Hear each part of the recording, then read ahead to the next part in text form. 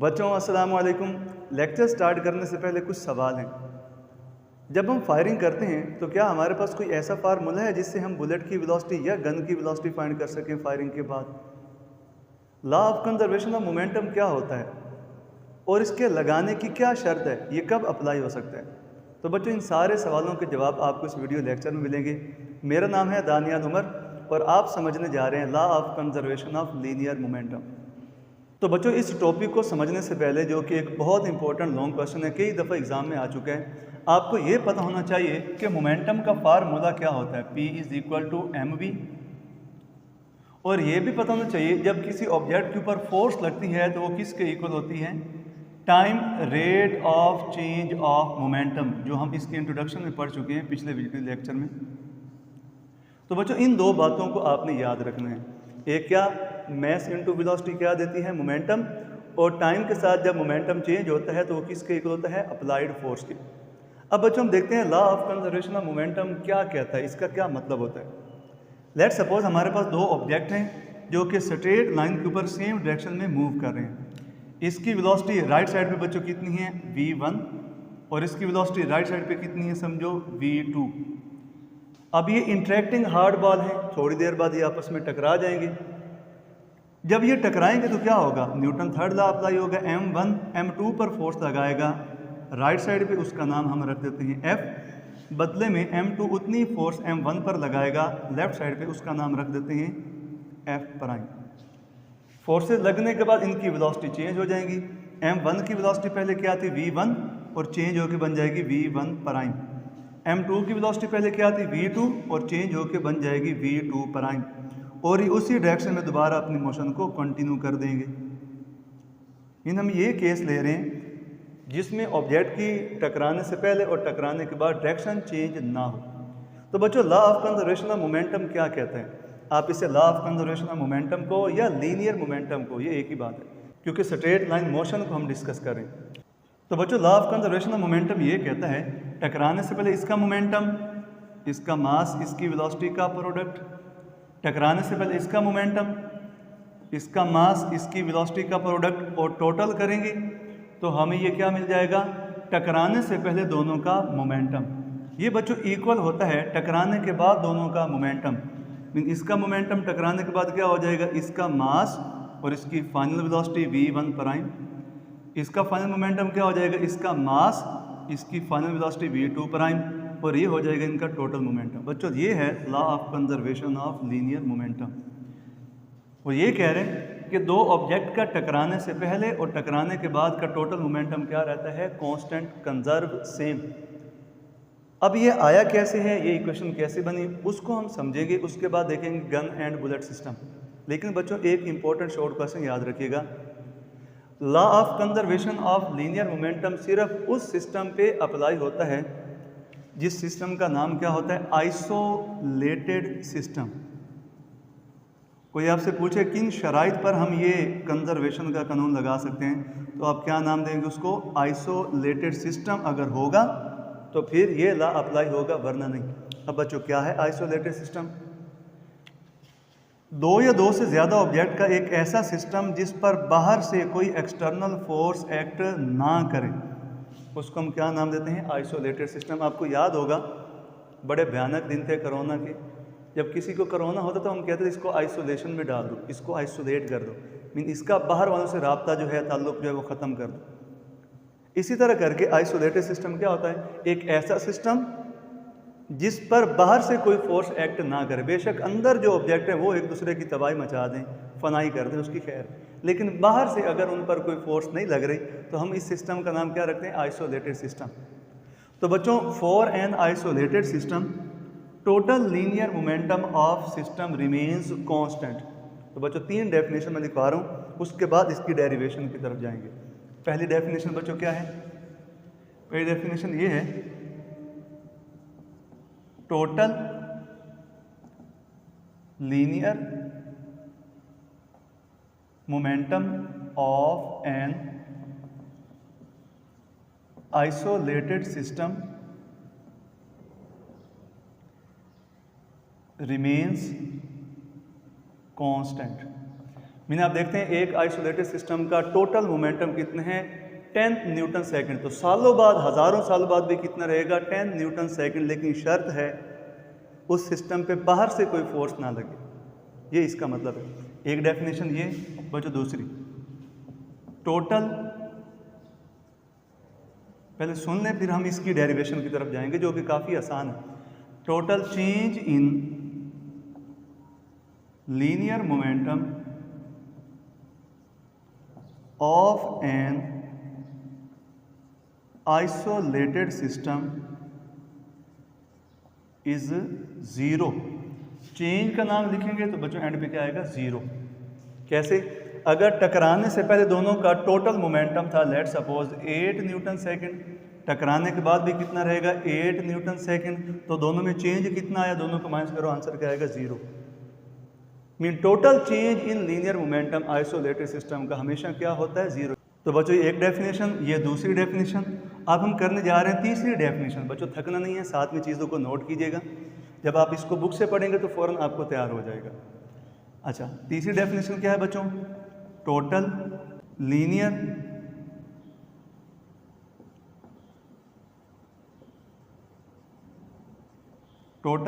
Momentum of an isolated system before collision is equal to total linear momentum of that system after collision। बच्चों क्या है कि जो total linear momentum होगा collision से पहले, वही टोटल लीनियर मोमेंटम होगा कोलिजन के बाद। किसके लिए? एक आइसोलेटेड सिस्टम के लिए। तो बच्चों इनमें से जो मर्जी आप डेफिनेशन लिखें 100% करेक्ट है। तो इस लॉन्ग क्वेश्चन को आपने कैसे अटेम्प्ट करना है?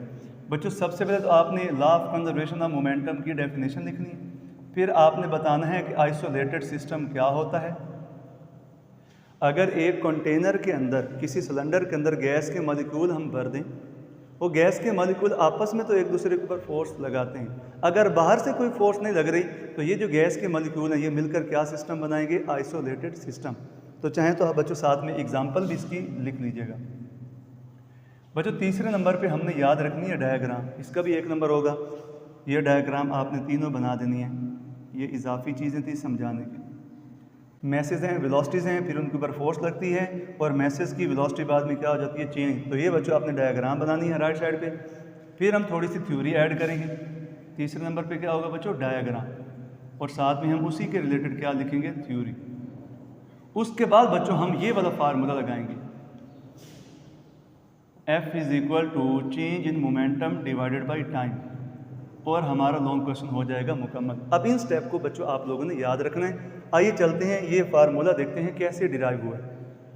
तो बच्चों जैसे कि हम जानते हैं, जब ये दोनों ऑब्जेक्ट एक दूसरे के साथ कोलाइड करेंगे तो इनकी वेलोसिटी चेंज हो जाएंगी। इनकी वेलोसिटी चेंज होने का मतलब इनका मोमेंटम चेंज हो जाएगा। तो अगर दोनों मासेस का मोमेंटम चेंज हुआ है तो इसका मतलब इन पे फोर्स लगी है। तो हमने इनका चेंज इन मोमेंटम फाइंड करना। देखिए अगर मैं टी डिवाइड इधर आके मल्टीप्लाई कर दूं तो बच्चों चेंज इन मोमेंटम किसके इक्वल हो जाएगा, फोर्स मल्टीप्लाई टी, या फोर्स मल्टीप्लाई टाइम किसके इक्वल हो जाएगा, चेंज इन मोमेंटम। बच्चों एक बात याद रखिएगा, जितनी देर में m1 m2 पर फोर्स लगाता है उतनी देर में m2 m1 पर फोर्स लगाता है। ये टाइम बच्चों दोनों के लिए क्या होता है, same. Action and reaction same time होता है ना। ऐसा नहीं है कि मैं दीवार पे या इस व्हाइट बोर्ड पे थप्पड़ मारूँ, थोड़ी देर बाद वो मुझे दोबारा थप्पड़ मारे। दोनों फोर्सेस का टाइम एक ही होता है, लिहाजा T1 T2 T initial T final ये हम नहीं लिखेंगे। सो बच्चों जैसे कि आप जान रहे हैं m1 की वेलोसिटी टकराने के बाद चेंज हुई है, तो इसका मतलब इसका मोमेंटम चेंज हुए। तो हम बच्चों निकालेंगे चेंज इन मोमेंटम, किसका, change in momentum of m1। उसके बाद बच्चों हम क्या निकालेंगे, change in momentum of m2। अब ज़रा बात को बच्चों ध्यान से सुनिएगा, ये वो वाली फोर्स है, उस ऑब्जेक्ट पर लगने वाली फोर्स है जिसका मोमेंटम चेंज हुआ है। तो बच्चों चेंज इन मोमेंटम क्या होता है? Final momentum minus initial momentum. बच्चों जिस ऑब्जेक्ट का मोमेंटम चेंज हुआ है ये उस पर लगने वाली फोर्स है। अब जरा देखिए, अगर m1 का मोमेंटम चेंज हुआ है तो m1 पर लगने वाली फोर्स क्या है? F prime. तो बच्चों F की जगह क्या आएगा? F prime. ये m1 पर लगने वाली फोर्स है, मल्टीप्लाई टाइम जितनी टाइम में फोर्स लगी। उसके बाद क्या है? Mass into final velocity. Mass बच्चों किसका है? m1 का, और उसकी फाइनल वेलोसिटी क्या है? v1 prime. उसके बाद बच्चों क्या आएगा? माइनस वही मैस m1, और बच्चों फिर आ जाएगी उसकी इनिशियल वेलोसिटी, और वो क्या थी? v1। इसको बच्चों इक्वेशन नंबर 1 का नाम दे दें।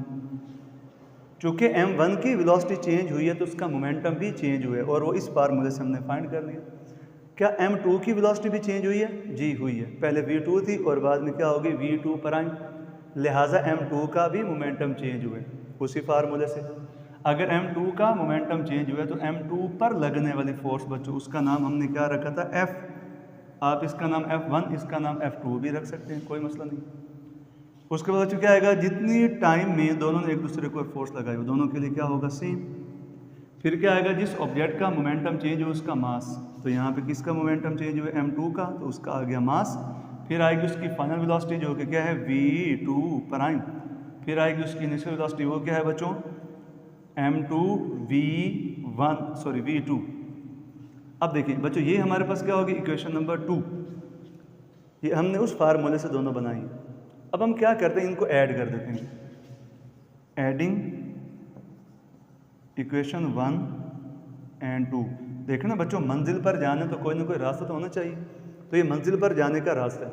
इन दोनों इक्वेशन को क्या करेंगे? ऐड। लेफ्ट साइड में ऐड होगी और राइट साइड में ऐड होगी। तो बच्चों ये क्या बन जाएगा? f prime multiply T plus f multiply T. Left side add कर दी, अब राइट में राइट ऐड करेंगे, is equal to m1 v1 prime minus m1 v1 plus m2 v2 prime minus m2 v2। ये देखे भाई, लेफ्ट साइड में plus कर दी और राइट साइड में प्लस कर दी। अब बच्चों लेफ्ट साइड पे कुछ कॉमन आ रहा है, ज़रा गौर से देखें। t कॉमन आ रहा है, अंदर क्या रह जाएगा? f prime plus f is बराबर टू, ये सेम रहेगा m1 v1 prime minus m1 v1 plus m2 v2 prime minus m2 v2। अब ज़रा अंदर ज़रा गौर से देखें क्या लिखा है? f prime plus f।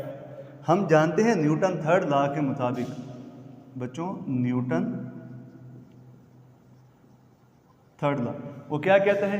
जितनी फोर्स m1 ने m2 पर लगाई है मीन f, उतनी फोर्स m2 m1 पर लगाएगा, मतलब कि f प्राइम। दोनों की वैल्यू सेम होगी लेकिन डायरेक्शन एक दूसरे के अपोजिट होगी। अभी ये माइनस इधर आके प्लस कर दें तो क्या बन जाएगा? f prime plus f is equal to 0 या 0 वेक्टर। मीन इसकी जगह हम बच्चों क्या लगा देंगे? 0, तो ये सारी टर्म क्या हो जाएगी? 0 या 0 वेक्टर भी लिख सकते हैं। और बच्चों राइट साइड पे क्या है? m1 v1 prime minus m1 v1 plus m2 v2 prime minus m2 v2। ख़त्म बच्चों तकरीबन। अब जो भी राइट साइड पे नेगेटिव टर्म है उसको लेफ्ट साइड पे लेके आए। सो बच्चों फाइनली हमारे पास इक्वेशन बन गई। ये नेगेटिव इसको इधर आके पॉजिटिव कर दें, m1 v1 plus m2 v2, और ये दोनों वही रहेगी क्या भाई? m1 v1 prime plus m2 v2 prime. लो बच्चों, यही तो है law of conservation of linear momentum. Prime जहाँ पे लगा ना, ये टकराने के बाद की चीज़ें हैं, मीन टकराने के बाद की वेलोसिटी या टकराने के बाद का मोमेंटम। और जहाँ प्राइम नहीं है वो टकराने से पहले की चीज़ें हैं, मीन टकराने से पहले की वेलोसिटी और मोमेंटम। तो m1 v1 क्या है? इसका मोमेंटम टकराने से पहले। m2 v2 क्या है? इसका मोमेंटम टकराने से पहले। और प्लस का मतलब टोटल मोमेंटम टकराने से पहले, और ये बराबर है टोटल मोमेंटम टकराने के बाद। बच्चों यही तो है law of conservation of linear momentum. अब एक बात बच्चों आपने याद रखनी है, जैसे कि पहले मैं बता चुका हूँ। कोई आपसे बताए ना, कोई आपसे पूछे कि वो शर्त बताएं जिसकी बेस पे law of conservation of momentum apply हो सकता है। तो आपने कहना है सिर्फ ये उस सिस्टम पे अप्लाई होगा, बच्चों जाग रहे ना, ये उस सिस्टम पर अप्लाई होगा जो सिस्टम कैसा होगा, आइसोलेटेड सिस्टम होगा, वरना ये अप्लाई नहीं हो सकता।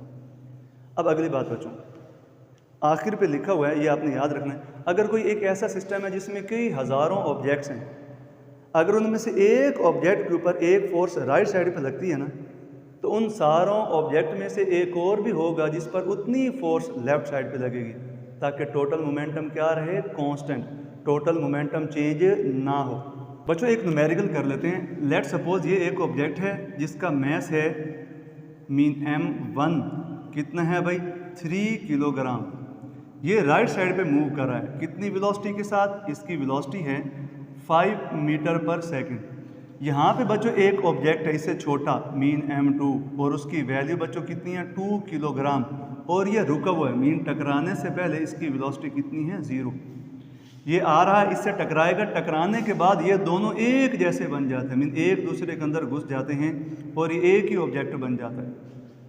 दोनों ऐसे समझे एक दूसरे के अंदर चिपक जाते हैं, और चिपकने के बाद, साथ मिलने के बाद, अटैच होने के बाद एक ही वेलोसिटी से आगे मूव कर जाते हैं। मीन जो फाइनल वेलोसिटी m1 की होगी मीन v1 प्राइम, वही फाइनल वेलोसिटी m2 की होगी v2 प्राइम, और इसका नाम मैं v रख देता हूँ क्योंकि दोनों सेम है, और यही मुझे फाइंड करनी है। तो बच्चों मैसेज हों, कोलियन हो और उनकी वेलोसिटीज़ के बारे में बात हो तो हम हमेशा लगाएंगे law of conservation of linear momentum. So बच्चों क्या है formula, m1 v1 plus m2 v2 is बराबर to m1 v1 prime plus m2 v2 prime. अब बच्चों देखो ज़रा, m1 कितना है, पहले ऑब्जेक्ट का मास 3 किलोग्राम, उसकी वेलोसिटी कितनी है 5, प्लस ये क्या हो जाएगा 0 क्योंकि ये रुका हुआ है तो इसका मोमेंटम क्या हो गया 0। m1 बच्चों कितना है 3 किलोग्राम, v1 प्राइम और v2 प्राइम दोनों के नाम मैंने क्या रख दिए v, तो मैं इन दोनों की जगह लिख दूंगा v। और बच्चों m2 कितना है 2 किलोग्राम और इसके साथ भी v, तो यहाँ से कितना हो जाएगा 3v और 2v, कितना हो जाएगा 5v, 3 5 बार 8, तो बच्चों 3 5 बार 15 हो जाएगा, 15 हो जाएगा बच्चों, और ये 5 मल्टीप्लाई इधर आके क्या हो जाएगा तकसीम, इधर आ जाएगा v। सो बच्चों v इज़ बराबर टू, सॉरी 5 इधर आके डिवाइड हो जाएगा, बातों में मिस हो गया, 3 5 बार 15 और 5 इधर आके क्या हो जाएगा तकसीम। सो बच्चों आंसर कितना आ गया 3 मीटर पर सेकंड। लो बच्चों law of conservation of momentum का यही तो फ़ायदा है, आप फाइनल वेलोसिटी भी दोनों की फाइंड कर सकते हैं जो कि कॉमन होगी, दोनों सेम वेलोसिटी से मूव करते जाएंगे। ये ऐसे ही है जैसे एक कार रुकी हो और ट्रक कार हो, ट्रक उस कार से टकराए, दोनों एक दूसरे के साथ मिल जाएं और इकट्ठे मूव करने लग जाएं, ये वही समझो केस है। अब बच्चों हम देखते हैं gun and bullet system. Mean हमने क्या फाइंड करना है, एक वेलोसिटी फाइंड करनी है गन की, कब, फायरिंग के बाद। हम जानते हैं बच्चों law of conservation of linear momentum, m1 v1 plus m2 v2 is equal to m1 v1 prime plus m2 v2 prime. बच्चों गन के अंदर बुलेट रेस्ट पे होती है और गन खुद भी रेस्ट पे होती है, ये समझो गन है अंदर बुलेट है, दोनों रेस्ट पे हैं, तो इनकी शुरू में वेलोसिटी कितनी होगी 0, तो ये भी 0 मोमेंटम, ये भी 0 मोमेंटम। अब जब फायरिंग की जाती है तो फायरिंग के बाद गन किस वेलोसिटी से पीछे झटका खाएगी वो हमने वेलोसिटी फाइंड करनी है। लेट्स सपोज बच्चों ये क्या है, बुलेट की वेलोसिटी फाइनल और ये उसका मास, और ये क्या है गन की वेलोसिटी फाइनल और ये उसका मास। हमने गन की फाइनल वेलोसिटी फाइंड करनी है, तो ये बन जाएगा v1, बेशक यहाँ b लिख लें, मतलब कि ये बुलेट का मास है, और ये g लिख लें मीन गन का मास है, जैसे मर्जी लिखें कोई फ़र्क नहीं पड़ता। तो बच्चों यहाँ पे क्या रह जाएगा mb मीन बुलेट का मास इंटू बुलेट की वेलोसिटी प्लस गन का मास इंटू गन की वेलोसिटी। अब ये टर्म इधर आके माइनस हो जाएगी, minus m into V is equal to m into V. हमने गन की वेलोसिटी फाइंड करनी है तो उसका मास इधर आके डिवाइड हो जाएगा, तो क्या बन जाएगा formula, minus mass of bullet into velocity of bullet divided by mass of gun is equal to velocity of gun. Velocity of gun क्यों नेगेटिव है भाई, अगर बुलेट लेफ्ट साइड पे जा रही है, अगर उसकी वेलोसिटी और मोमेंटम पॉजिटिव है तो जो गन है वो राइट साइड पे झटका खाएगी, क्योंकि उसका मोमेंटम और उसकी वेलोसिटी क्या होगी नेगेटिव। देखिए शुरू में मोमेंटम कितना है ज़ीरो। तो बाद में भी कितना होना चाहिए? ज़ीरो। मतलब कि जितना मोमेंटम लेफ़्ट साइड पे होगा पॉजिटिव, उतना ही मोमेंटम राइट साइड पे होगा नेगेटिव, ताकि उनको सम करें तो पहले भी ज़ीरो था और बाद में भी क्या रहे? ज़ीरो। आप दुनिया की किसी भी कंपनी में चले जाएं, जितनी मर्जी दौलत दे लें, उनसे कहें कि एक गन बनाएं, जब फायरिंग की जाए तो उधर ही झटका खाए जिधर बुलेट जाती है, तो वो नहीं बना सकते, क्योंकि ये कुदरत का कानून है, law of conservation of momentum. इसको कोई गलत नहीं कर सकता। अगर बुलेट ने लेफ़्ट साइड पे मूव करना है तो 100% गन ने झटका खाना किधर? राइट साइड पे। ऐसा हो ही नहीं सकता जिधर बुलेट जाए गन भी उधर झटका खाए, ऐसा पॉसिबल नहीं है। तो बच्चों एक हम क्वेश्चन कर लेते हैं इसी के रिलेटेड। हमारे पास एक बुलेट है 5 ग्राम की। मैस ऑफ बुलेट बच्चों कितना है? 5 ग्राम, जिसको हम लिख सकते हैं 0.005 किलोग्राम। इसको किलोग्राम में कन्वर्ट करने के लिए 1000 पे तकसीम कर देंगे। बच्चों ये जो बुलेट है ना, इसकी जो वेलोसिटी है फायरिंग के बाद वो कितनी है? 300 मीटर पर सेकंड। और जिस गन से निकले बच्चों, उस गन का जो मास है वो कितना है? 10 kg। तो बताएं जब गन पीछे की तरफ झटका खाएगी तो उसकी वेलोसिटी क्या होगी? सामने फार्मूला है, इसमें लगाएं वैल्यू और चेक करें वाकई आंसर कितना आना चाहिए। Velocity of gun should be -0.15। ये खुद चेक करें और मुझे कमेंट में बताएं कि वाकई आंसर आ रही है, मैंने गलत लिख दिया। ओके बच्चों, ये था आज का लेक्चर। अल्लाह हाफिज़।